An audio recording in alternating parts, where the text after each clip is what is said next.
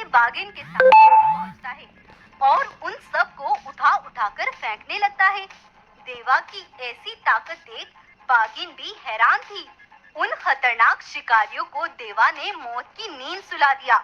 तब बागिन ने जानवरों को इकट्ठा किया। देवा ने जिस तरह से हमारे जंगल की रक्षा की है और दुश्मनों पर हमला करने के साथ साथ जंगल के साथियों को भी बचाया है, ऐसा बहादुर और ताकतवर योद्धा ही होता है जंगल का असली राजा। तब से देवा को ही जंगल का राजा बना दिया गया। इस तरह से देवा रहम दिल और कमजोर शेर से ताकतवर और निडर शेर बन गया। अब उसने अपनी माँ का वादा पूरा करने की ठान ली थी और सभी अत्याचारों को रास्ते से हटाने का खुद से वादा कर लिया था। तो ये थी आज से 10 साल पहले की कहानी। और आज भी देवा के पिता गौरव ने उसकी सौतेली माँ बागिन को मारने के लिए उसे लटका दिया था। मैंने आज से 10 साल पहले कसम खाई थी, जुल्म और अत्याचार करने वालों को जिंदा नहीं छोड़ूंगा, फिर वो मेरा भाई या मेरा बाप ही क्यों ना हो। देवा, घुटने टेक दो, तुम अकेले हो और हम साथ। मैं अकेला ही काफी हूँ। और फिर देवा अकेले ही सबको चीरता फाड़ता आगे बढ़ता है और अपने पिता के साथ साथ सबको मौत की नींद सुला देता है और अपनी माँ बागिन को लेकर वापस अपने घर लौट जाता है। लेकिन कुछ दिन बाद रात के समय देवा जब अपनी गुफा पर सो रहा था, तब चीता की एक बड़ी सेना का झुंड आता है और देवा पर टूट पड़ता है और उसको खून में नहलाकर वहाँ से भाग जाते हैं। सुबह होने पर यह खबर जंगल में आग की तरह फैल जाती है।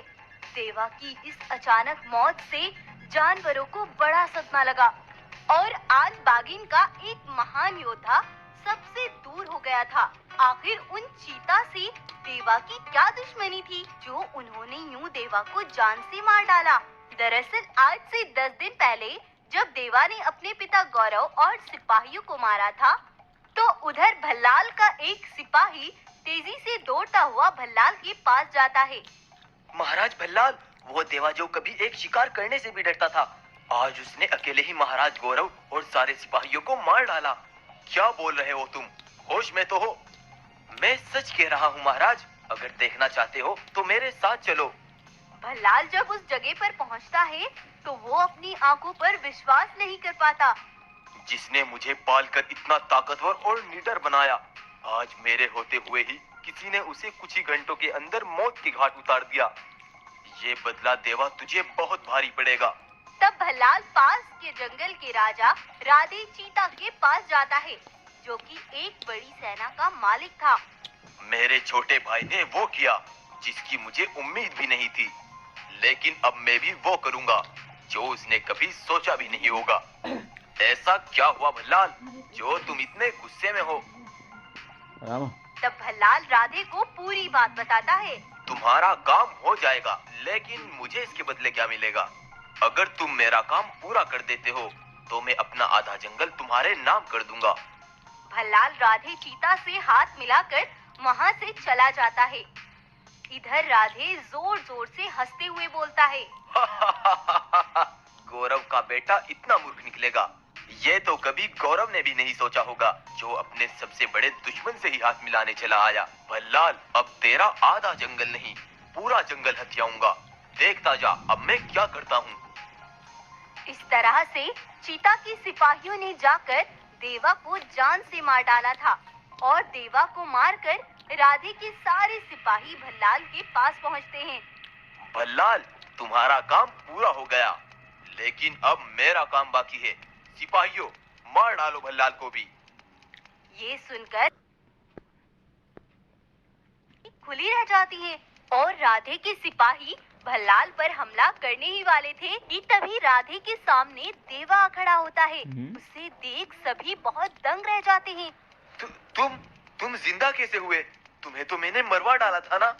लेकिन ये देवा जिंदा कैसे हुआ? दरअसल देवा मरा ही नहीं था, क्योंकि जब भल्लाल राधे से हाथ मिलाने गया तो उनके बीच की सारी बातें पेड़ पर बैठी एक चील कान लगाकर सुन रही थी।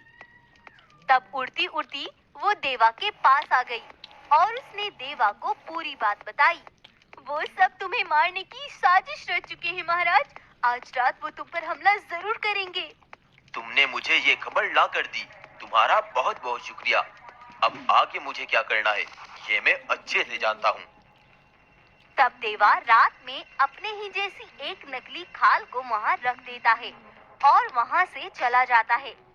इस तरह राधे के सिपाहियों ने देवा पर नहीं बल्कि उसकी खाल पर हमला किया था। जिस काम को तू पिछले 20 सालों से नहीं कर पाया, तूने सोचा कि वो तू एक रात में कर लेगा, लेकिन मेरे होते हुए तू मेरा जंगल और मेरे भाई भल्लाल का बाल भी बांका नहीं कर पाएगा। और तभी वहाँ पर देवा के सिपाही भी आ जाते हैं। यह देख राधे के सिपाही और राधे डर के मारे कांपने लगते हैं। मुझे एक मौका दो देवा, आज से मैं कभी तुम्हारे रास्ते में नहीं आऊंगा। राधे अपने सिपाहियों को लेकर वहाँ से चला जाता है और भल्लाल भी अपने भाई देवा से माफी मांगता है। आज तक तुमने जो भी किया उसे भूल जाओ।